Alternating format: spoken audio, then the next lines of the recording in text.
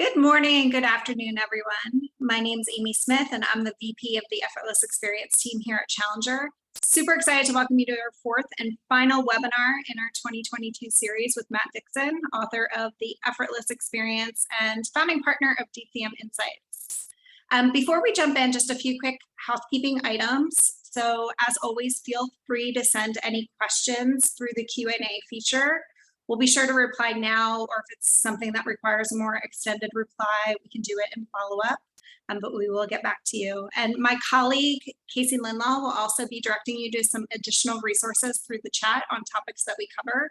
This is going to be a quick 30 minutes. We can't cover everything in the level of detail that it deserves. But first, I wanted to just take you through a little bit about this webinar series that we've been doing, because we do want to highlight all of the replays that we have available for you. So back in February, we talked about how to enable rep control quotient. Control quotient is something that is handled through your environment. It's not something you're necessarily training on, but there are important levers that you can be driving at your organization, something that's going to be just as important in 2023 in this tumultuous economy that we're in. We then went into coaching effectiveness in Q2, focused on supervisors and how they're coaching their direct reports, which is the biggest thing that you can be doing to improve rep productivity. In Q3, we took a look at quality assurance, some of the misconceptions about quality assurance and what directions you should be taking. And now we're going to be taking a look at essentials for a 2023 effortless experience. Just what are some key things that you can be doing to make sure that in a sideways economy, you're pulling the right levers to reduce customer effort. Matt, I wanted to give you the chance to say a quick hello, and let's dive right in. Yeah, great to be with you again, Amy. As I've said, only half jokingly before, the Effortless Experience team purposefully scheduled these for a half an hour because they know I'll go long, and they've got to time box me a little bit. I get excited about some of this stuff, as many of you know who joined us for the other events. And again, as Amy said, if you haven't heard the replays, definitely check them out. I think we covered some really important ground over this year, and excited to kind of set us up for an effortless experience in 2023. So let me get us going here. I'm going to pull Amy back in just a few minutes. I'll also say we'll hang out for a few minutes after the timed conclusion to see if there are any additional questions that Amy and I can answer. So have no fear. We will go a little bit long, but feel free to drop at the end of at the bottom of the hour. So we all know this. I'm kind of stating this is a slide that states plainly the obvious, which is we're all going through a tumultuous time, as Amy said before. The economy is sort of the market is up and it's down. Indicators are kind of all over the place. Companies are starting to tighten up budgets, starting to scrutinize additional spend. We're now the spend level threshold is starting to drop in terms of what earns special scrutiny from finance or procurement or senior level decision makers. And as we've seen in past recessions, oftentimes the service department, the contact center will bear the brunt of much of this cost cutting and much of this budgetary pressure. And so Amy and I are talking to contact center and service leaders every day, and we are hearing from people that they're starting to feel the squeeze, the budgetary pressure. Investments they wanted to make are being kicked down the road, and they're being told cash is king. And again, a lot of scrutiny on big expenditures. Then the sidebar, again, something we talked about in the first webinar in our series, in particular around control quotient, is just to recognize that it's not just hard for us as budget owners and functional leaders. It's also really hard for our people right now. We've been on this shift away from easy issues towards complex issues as digital and self-service picks up the easy stuff from the queue. What makes its way through the nets is the hard stuff, the issues that customers couldn't solve on their own. And that's particularly hard today with our reps still working from home or in a hybrid environment. They've lost that connection with their colleagues, that person to their left or their right. They could tap on the shoulder and ask for a bit of advice, now having to rely on tools like Slack and other other instant messaging tools to harness the wisdom that they could once, again, just reach over the cue ball or tap their neighbor on the shoulder to be able to leverage. So the job is really tough for our people. And this is a unique environment. I think many of us still have open headcount. We entered into this time of economic uncertainty with still a lot of open positions. We're still seeing the ripple effects of the Great Resignation. Perhaps that's slowed down for some of us, but I think I'm hearing still from service leaders they're still struggling to find good talent out there. The job is a high burnout one, and they're really struggling to retain folks as well. So what we all know, I think, in business, and this is a little bit drawn from the pages of the business press and from some of the analyst organizations out there. But we all know that a crisis, in the words of Stanford professor Paul Romer there on the right-hand side, is a terrible thing to waste. And that is true of service leaders as well. Recent Gartner study that Amy and I were discussing recently found, and this is, again, something I think we all know in our bones, is that successful organizations optimize costs, but also fund new investments during times of economic crisis.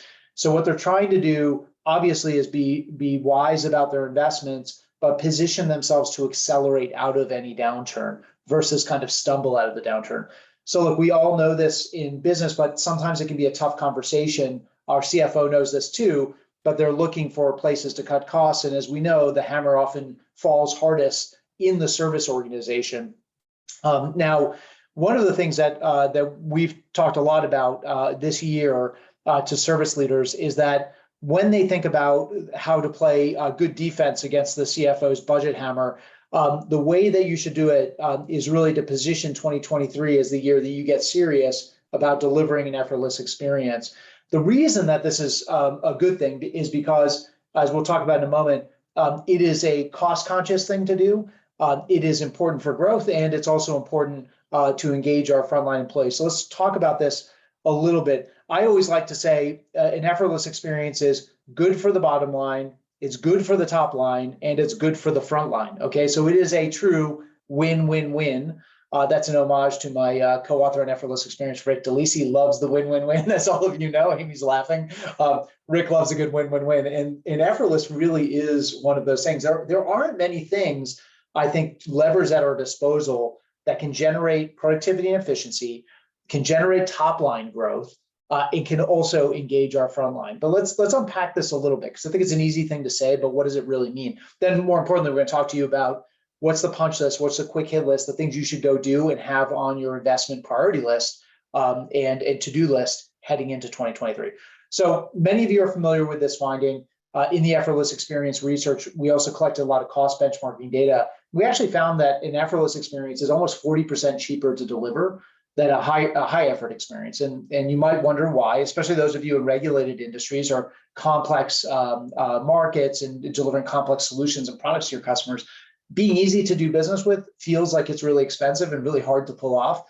And in some areas that can be true, but when it comes to service, an effortless experience, one in which your customer doesn't have to call back 5 times, one in which they don't get transferred all over the organization to try to find an answer to the problem, one in which they don't have to repeat their story over and over again, one in which they are going to the low-cost channel in digital and they can self-serve on their problem instead of then bailing out and coming into the high-cost live channel.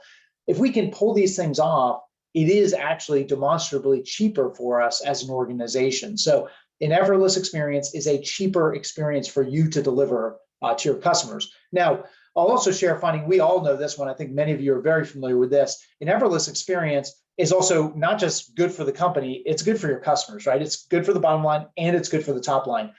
We know that an effortless experience is an experience that creates greater likelihood to repurchase amongst your customers. Customers who have easy experiences are way more likely to want to buy again, to renew their relationship with you, replace their product once its lifespan kind of expires with another product from your organization, right? They're likely to come back to you if they have those easy experiences, not so much if you run them through the ringer and they have high effort experiences. Same thing around intention to spend more and to open their wallet and share more of their hard-earned money with you. Much more likely if you deliver a low effort experience. And negative word of mouth is a lot less prevalent when we deliver easy experiences than when we deliver high effort experiences. So again, restating what many of you know from your own reading of the Effortless experience or the other sessions that you've joined with myself and Amy this year. But what I'll tell you is, one of the things you'll hear from your company and from other leaders, particularly in sales, is that getting net new logos and net new customers during a downturn is difficult, right? Sales growth slows down, particularly on the new client or new customer acquisition side. And so it becomes really, really important for us to plug a hole in the loyalty bucket in service, right? If we know that high effort experiences lead to churn, well, churn is the absolute last thing that we need in a downturn. A downturn is a time where you need to build a moat around your customers. You need to put a bear hug around your customers, figuratively, not literally. And we need to lock them in, right? And the way we lock them in is delivering a low effort, frictionless experience for them. So again, to recap, cheaper for the company. It's also an experience your customers prefer. It's less likely to lead to them looking elsewhere and switching to a competitor. And it's also good for the frontline. Now, we all know that a low effort or high effort experience, I should say, is one that your frontline reps don't like delivering any more than your customers like receiving it. These are experiences that lead to a lot of customer frustration, a lot of anger, bad survey scores, escalations, foul language, all the things we know our representatives don't come in the morning looking forward to. And this is a tough time. We talked about this before. It's a really tough time to be a service professional. Folks are on their own. They're dealing with customers whose expectations have never been higher, right? Customers who are already frustrated because for many of us, because of our understaffing, because of reductions we might have made even back into in 2020 during the pandemic, we're still dealing with less capacity to handle all those issues. So wait times are longer. We know those customers have already gone online to try to solve their issue on their own. By the time they reach out to us, they're quite frustrated. So imagine what it feels like for your representative working from home with the dog barking and the kids running around and the repair folks showing up at the front door and all these distractions with no support from their colleagues and dealing with hard issue after hard issue after hard issue. No more softballs in the queue. And not only that, but to be forced to deliver a high effort experience, to deal with customers who got frustrated with your website and had to bail out and call, who are angry and experiencing high effort before you even say hello, or customers who've had to call back for the fourth or fifth time, or who can't get what they want because of your policies, right? And so your folks are put in a position to say, sorry, can't help you, policy prevents me from doing that. Those are not experiences that get your people fired up, wanting to stay and lean in and deliver a good experience. And I won't re-articulate it here, but I think we're all aware of the research out there, which is very clear that an engaged employee creates an engaging customer experience. We all know that engaged employees are good for the customer experience. If you want to deliver a low effort experience, you got to make the job easier for your frontline people. Low effort really starts at home. But if we can get it right, it is a better experience for our people to be delivering. So again, good for the top line, good for the bottom line, good for the top line, good for the front line. So this is our defense against the CFO's budgetary hammer. Now, your CFO, of course, is going to want to know, okay, so what are we going to do? What are the things to do? And by the way, they're also going to be paying attention to how much this is going to cost them. So what we tried to do, Amy and I spent some time thinking about all of the tactics in the Effortless experience and all the research we've done since. And we tried to pull out what we think is a good punch list for stuff to go do tomorrow, stuff to think about doing in the medium term, and stuff that might be a little bit longer term, but is definitely worth getting after. So the near term, think about this stuff as literally stuff that can happen in a matter of days. In the medium term, the thing to do next that we'll talk about, this is stuff that could happen really in the next few weeks. And later, we're not talking years, we're talking probably in a few months, but there's good stuff to get after in the near term, medium term, and slightly longer term, but none of this we're measuring in years. This is really stuff we can all get after, certainly by first, second quarter of next year. So let me hit on a few of these ideas. The ones that I think we agreed were just do it. The first one was rewriting your FAQs on your website. The other one was identifying and eliminating the biggest drivers of self-service abandonment. So let me talk to you a little bit about the rewriting FAQs idea. Again, any of you who've read the Effortless experience will be familiar with this, particularly the case from Travelocity. I'll tell you, Travelocity's experience and what the folks there told us was the most impactful self-service investment they ever made was when they hired a team of English majors out of university, which turns out is much cheaper than technology. Your CFO is going to love that. So you can get English majors on the cheap. You had them come in and rewrite all of the content on their website. And they could never figure out, why is it that customers called about really, really basic issues where the answer is like right in the first FAQ, right on the homepage, Travelocity homepage, and they couldn't figure it out until they had these folks use an algorithm called the Gunning Fog Index. It's a readability algorithm. What this team did at Travelocity is they took all their FAQs and dropped them in kind of one by one into the Gunning Fog index calculator. You can look this up, just Google it. Don't do it now, do it after the webinar. But you can look it up online and you'll see an open field text form and just have your team drop those things in there, hit calculate. And what it does is it produces a score. It's based on syntax and complexity of language and vocabulary and things like that, punctuation, etc. And it spits out a number which is equal to the number of years of formal education you need to have to understand what's being said. Now, what Travelocity found is that they were writing to a level of language comprehension way beyond any level of customer tolerance. So on average, their FAQs required certainly a college degree, in some cases like a master's degree to understand, even for really simple stuff, like what do I do if my flight's canceled? What's the baggage allowance on my flight? How do I change the dates of my trip? Things like that. Until they could get it down to like a 5th or 6th grade reading level, that's where they found customers read the stuff and they understood it. And they were very clear. They said, look, our customers are very smart people, but they're not going to get a thesaurus out to understand an FAQ on our website. They're just going to bail out and call. So this is a just do it. And I found that this has been a really popular tactic that I encourage you all to get after literally tomorrow or even this afternoon, right? Just grab some of your FAQs, drop them in that calculator and see how you're doing.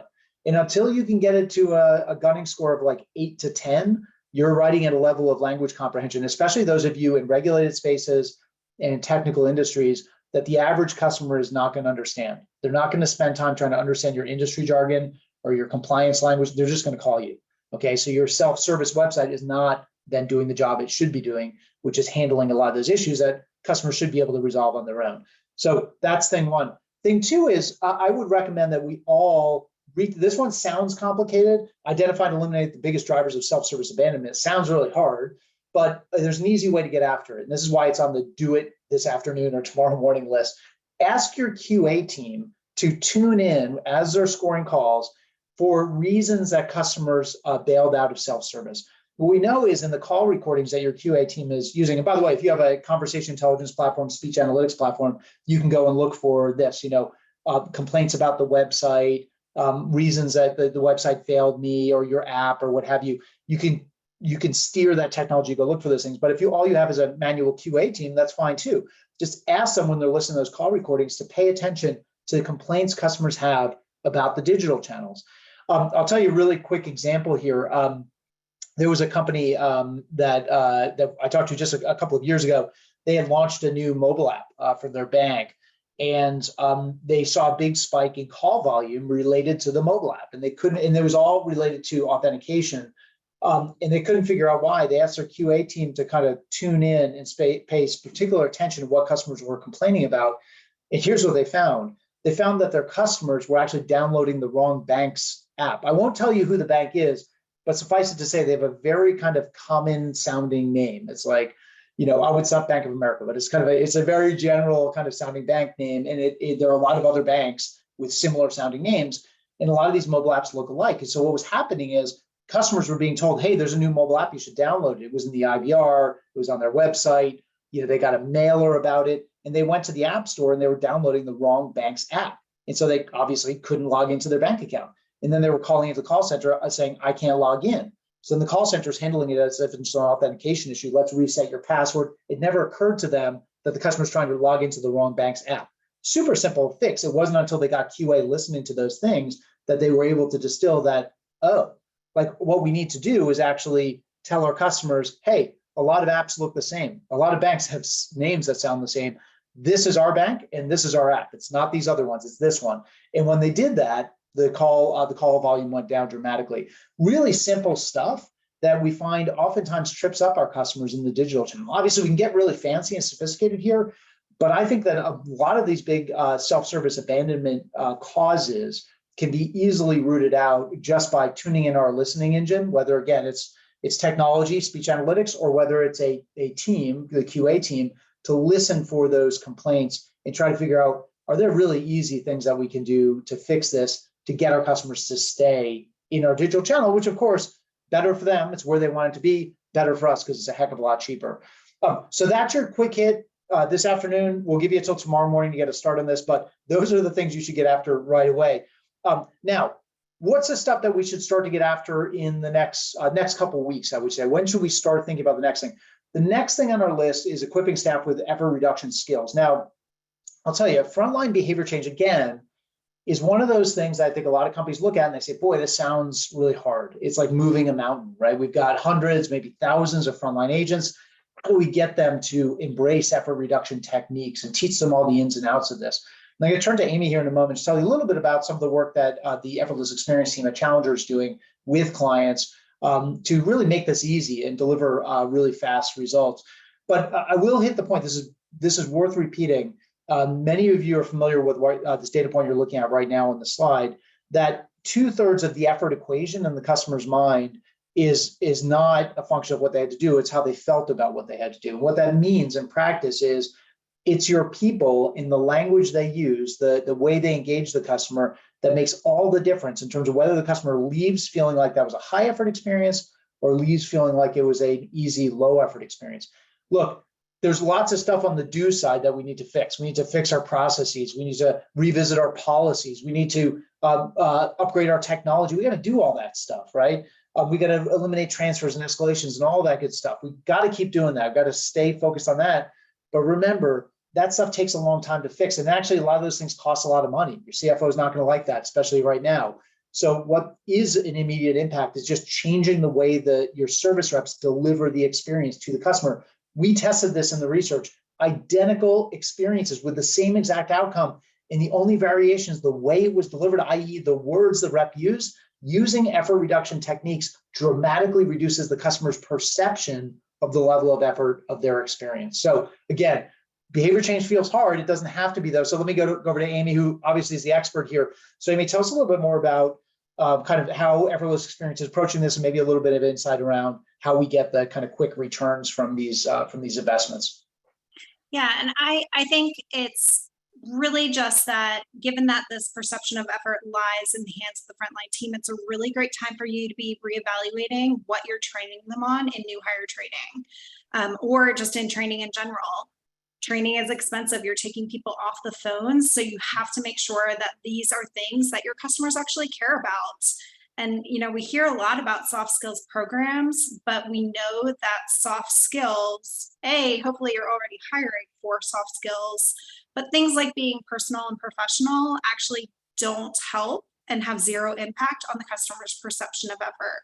They're just expecting it. Whereas things that really are rooted in behavioral economics are about tailoring the interaction, as you can see, experience engineering, forward resolving future issues. That's where the customer really feels like it's a very different experience for them, and one where they will hang up the phone saying, that wasn't as bad as I was anticipating when I couldn't find the answer on the website. So we train on these 9 low effort skills that lower the perception of effort. We know that they do, like Matt was saying, we've done all the science on it, and really checked these A/B tests on these simple language tweaks. I know that launching an entire new training program right now might feel overwhelming, although if it's something you're looking to do, we're absolutely ready to talk to you. But really assessing what you're currently training on and marrying them up against these 9 skills, I think is a really good first step. And it is absolutely achievable. I'll draw you back to the Effortless Experience book, which gives a lot of clear tips on how to take your current skills training from those basic skills, soft skills, to something that can really change the interaction. And for right now, we don't have time to go over every skill, but just to pick a few favorites that I have. We train where the skills really build upon each other. So the ones that we're first training on in interaction tailoring and content surfacing are very much kind of those foundational skills, owning and advocating how you're really a advocate for the customer. It's this broad term. It gets tossed around in customer service quite frequently. In fact, I think it just gets talked about and not actually trained on that often. And so what really happens is that your reps might have calls where they are being an advocate and calls where they're not, and they don't really know what they did differently. They don't have those sub skills that are really replicable, that signal to a customer that they are an advocate. Things like using really good champion language, being transparent about what you're doing, showing the value in the purchase or partnership that you have with that customer, and displaying true empathy as opposed to just sympathy. Things like that you can actually train on so that they understand what being an advocate actually is, rather than thinking like, oh, I'm an advocate, I'm nice, I'm professional. And moving on just to experience engineering, what we train on, these are kind of 2.0 skills where it gets a little bit more advanced. I want to talk quickly about positive language. It's a skill that might seem like it's a soft skill. It's actually one that we as humans are just not great at. We use more negative language in the way that we speak than positive. It's perfectly natural. All adults do it. And I think being transparent about the fact that it is something that everyone has a development opportunity in is actually an incredibly great place to start. And then to really, at the bare minimum, take those maybe 5, maybe 10 frequent client interactions that use a lot of negative language and workshop how to change that into positive language. It might sound like something very, very small, but again, we've done these A/B tests where you're saying the exact same thing to a customer, once using negative language, once using positive, and the customer's perception is completely different when you just do a few small language tweaks. And then forward resolving, for that, I'm actually going to hand it back over to Matt, because that's kind of our 3.0 really great next step on effort. Yeah, totally. So, and I think maybe one way to think about these things, Amy, might be we start them all like this afternoon, but tomorrow morning. Maybe the way you think about it is like, which are the ones that will get done fastest, right? So we can, rewriting the FAQs, we get that done like in like a week, right, or days. The experience engineering, some of the stuff that Amy shared here, experience engineering, tailoring the interaction, using positive language, providing language alternatives. These are actually things we can believably get done in a few weeks, right? We should start working on it now and start road mapping out how do we get these things done and showing the CFO the impact. Now, I do want to acknowledge, like, look, we all know training and development budgets are one of the first things that actually get cut. But as we talked about before, this is arguably the worst downturn to do that and to disinvest, if you will, in your front line. They're on an island. They're dealing with very heightened customer expectations, frustrated customers, and the linkage is very, very clear. And the way I might think about it is, look, we need to deliver a cheaper. We need to be more productive and more efficient with our dollars. We also need to plug the hole in the loyalty bucket and lock in our customers during the coming downturn. There's a couple ways to do that, right? We can invest in lots of new technology and Six Sigma process redesign, all these things, hire a bunch of attorneys to rewrite our policies, or we could give our folks language alternatives, which are going to deliver demonstrable impact and be a heck of a lot cheaper for us than actually new technology and a lot of the other bells and whistles that I think many of us tend to run after. Now, Amy said the last one is looking for kind of next issue avoidance opportunities. Again, something we should start right away. Returns on this might be something we look for in the Q1, Q2 timeframe of next year, because it takes a little bit of research for us to figure out what are the issues that tend to drive which downstream issues. So how do we elevate from individual issues to the unhappy family tree that surrounds those individual issues, the event, if you will, itself comprised of multiple issues that allow us to spot which issues are connected to again to which adjacent issues, downstream issues. There are lots of ways to get after this. Bell Canada, we talk about them in the book. That was a heavy-duty data analytics project, a team of business analysts pouring through data, interaction data from more than a year of customer interactions to get to that kind of root cause tree, if you will. We can use conversation intelligence to do this as well. Those tend to be more expensive solutions. There's also the pizza and beer approach, which is get your tenured employees or tenured reps into a room or grab a Zoom, do it over happy hour, and get them to brainstorm or whiteboard. Which are the issues that if we had a little bit more time, we would forward resolve this other issue? What are the things they've seen? Because they've seen it all, they've done it all. They're often in the position of having to clean up the messes created by less experienced reps as customers have to call back. Now, the other thing I call out fidelity here too, because next issue avoidance isn't just about shifting from how do I go from just solving the issue the customer called in about to forward resolving the issue the customer might call back about. But thinking about how do we weave sales into that as well. And again, this is one your CFO is going to love, because thinking one step ahead for our customer might be solving this issue, but then suggesting an upsell or cross-sell that avoids downstream complications. So think about an issue like, for instance, a credit card issue, fraud issue, something like that, in selling a protection program on the back end, solving that issue for the customer, but then proposing a package or a service that would provide monitoring or provide additional layers of protection and support for your customers. That is a sale, but it's a sale intertwined with the issue the customer called in about. It feels like next issue avoidance, but in fact is an upsell, cross-sell. But Fidelity does a great job with this. We talk about that case in the book as well, so I'd steer you there. And just a quick recap. Again, let's go over what we talked about today. Get after your FAQs, go rewrite them, use that gunning fog index calculator. Hopefully you weren't doing it during the webinar, but no offense if you were. Do it right after the webinar. Google it, start dropping your FAQs, your knowledge articles, your marketing materials. It doesn't really matter. Any content on your website that customers consume that might lead them to bail out and call you, drop it into that calculator and find out what level of education are you writing to, and then work to get it down to like an 8 to a 10 on the gunning scale. Charge your QA team with listening for what customers complain about when they were on your app or your website. That's almost the first thing your customer says who already spun their wheels online. The first thing they'll do is tell the rep, I sat on hold for 15 minutes waiting and listening to that recording, telling me to go to www.acme.com. I was on your website and I couldn't find what I was looking for. I got this error message. So have your QA team dial in there. And a lot of the fixes are actually pretty easy. There's a lot of low-hanging fruit there. Shifting from just soft skills training to actually starting to do some experience engineering, some interaction tailoring training for our reps, providing positive language alternatives. That is one of the quickest wins. One of the most impactful things we can do is engineering and controlling for the perception our customers have of the experience.